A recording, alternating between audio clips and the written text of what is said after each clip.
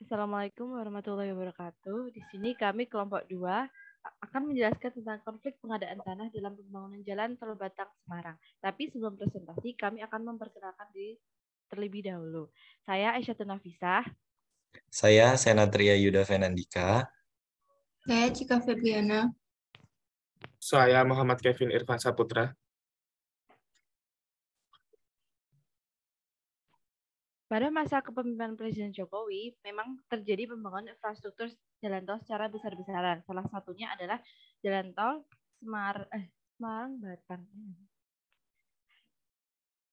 Nah, dalam pembangunan jalan tol ini terjadi beberapa hambatan seperti perselisihan antara pihak pemerintah dengan masyarakat, di mana masyarakat menghendaki ganti rugi dengan nilai tinggi.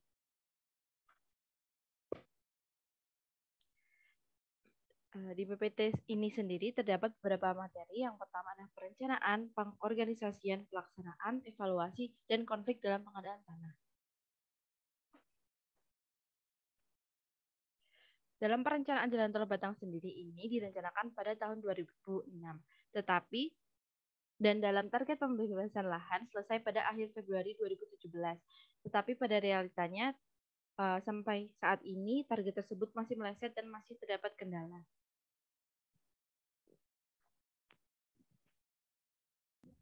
Pengorganisasian. Pada sistem pengorganisasian pengadaan tanah berdasarkan pada Peraturan Kepala BPN RI Nomor 5 Tahun 2012 membentuk susunan keanggotaan, pelaksanaan pengadaan tanah, dan sekretariat dengan susunan keanggotaan paling kurang, yaitu yang pertama pelaksanaan pengadaan tanah dengan Kepala Kantor Wilayah Badan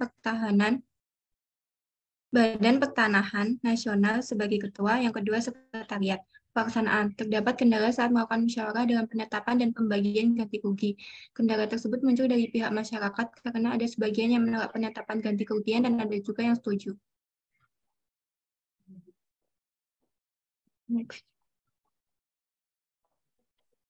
Masalah yang mengganggu pembangunan jalan tol ini, yang pertama, investor yang sering berubah. Yang kedua, kondisi keuangan investor.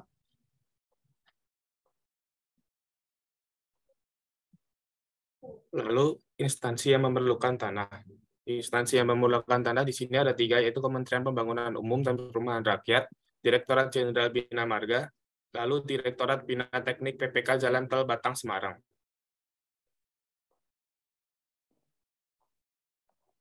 Lalu investor di sini yang menjadi investor ialah PT Waskita Karya, lalu tim pengadaan tanah yaitu panitia pengadaan tanah, lalu tim penilai harga tanah yaitu panitia penilai harga tanah atau tim appraisal.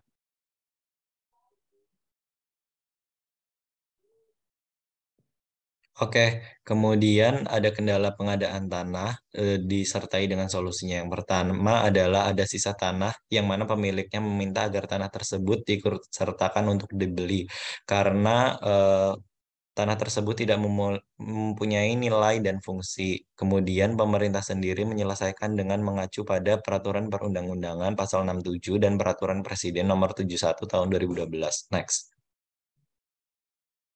Kemudian yang kedua adalah demo atau unjuk rasa di depan DPRD Kabupaten Kendal yang meminta agar pemerintah bertindak adil dalam mengukur kembali luasan lahan yang terdampak proyek. Kemudian pemerintah sendiri menyelesaikan dengan cara menyuruh warga tersebut untuk melakukan negosiasi mengajukan keberatan dengan ganti rugi kepada pengadilan negeri atau Mahkamah Agung setempat. Next. Kemudian yang ketiga adalah permohonan perpanjangan waktu oleh warga untuk menempati lokasi yang terkena proyek. Kemudian dari pemerintah sendiri menyelesaikan dengan memberikan kelonggaran waktu selama 3 bulan setelah diberikan uang ganti rugi kepada pemilik lahan. Next.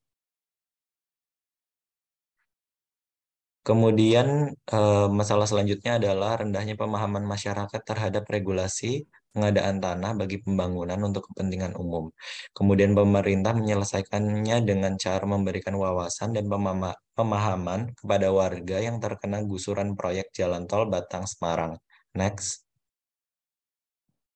Kemudian selanjutnya terdapat sertifikat tanah pemilik sebagian warga yang dijadikan jaminan kepada bank atau perseorangan. Kemudian pemerintah sendiri mengambil alih dengan menyelesaikan dengan Pemerintah berwenang seperti BPN atau pihak kelurahan setempat yang bersangkutan mengundang pihak bank setempat yang menjadikan sertifikat hak milik tanah tersebut diselesaikannya proses pelunasan hutang piutang.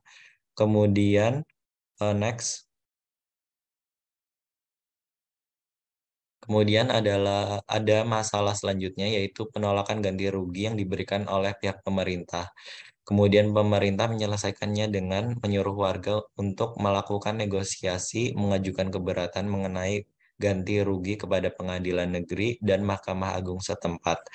Kemudian jika hasil tidak setuju, pengadilan negeri atau Mahkamah Agung setempat dapat ditempuhnya konsinyasi. Next. Demikian presentasi dari kami. Jika ada salah, mohon maaf dan wassalamualaikum warahmatullahi wabarakatuh.